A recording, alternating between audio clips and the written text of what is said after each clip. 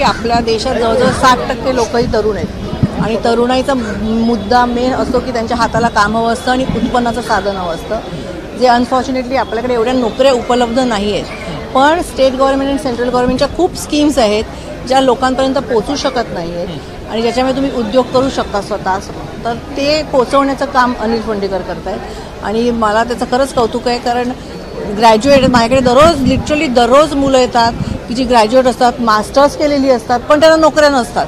म्हणजे तुम्ही एवढं एक तर आईवडील शिक्षण देऊन खर्च करून लोन काढून शिक्षण देतात पण नोकऱ्या उपलब्ध नसतात. तर त्यांच्यासाठी हे खरंच चांगलं आहे की कुठचाही उद्योग असेल, म्हणजे छोटा असू दे मोठा असू दे, स्वतःच्या पायावर उभं राहणं हे सगळ्यात इम्पॉर्टंट आहे. रोजगाराच्या बाबतीत सरकार अपयशी ठरलंय का? नाही, असं अपयशी नाही. आपलं पॉप्युलेशनच देशाचं एवढं आहे की आपले हात किती पुरे पडणार. म्हणजे अपयशी असं नाही, पण ह्या स्कीम्स लोकांपर्यंत पोहोचल्या पाहिजेत. बेसिकली लोकांपर्यंत जरी का पोहोचत असलं तरी प्रश्न असा आहे की मागील 2 दिवसांपूर्वीच याच बेरोजगारीच्या मुद्द्यावरनं संसदेमध्ये आंदोलन जे आहे ते काही तरुणांकडनं करण्यात आले आणि त्यांना अटक देखील झाली आहे. मोठा मुद्दा तो पुढे येताना दिसतो आहे. मग तुम्हाला जर आठवत असेल तर राजनी माझ्या मते 93ला नागपूर विधानसभेवरती सगळ्यात मोठा बेरोजगारांचा मोर्चा काढला होता. म्हणजे हा प्रश्न तेव्हापासून आहे आणि तो आजतागायत आहे. पण आपल्या देशात पहिल्यांदा सर्वात मला आता असं सांगावं असं वाटतं की आपल्या देशातल्या सरकारने पॉप्युलेशन कंट्रोल केलं पाहिजे.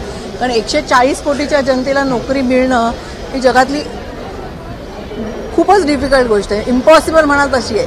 त्याच्यामुळे पहिलं पॉप्युलेशन कंट्रोल करायला पाहिजे आणि मग उद्योजक निर्माण केले पाहिजे, तेव्हा ह्या स्कीम्स लोकांपर्यंत पोहोचवल्या पाहिजे.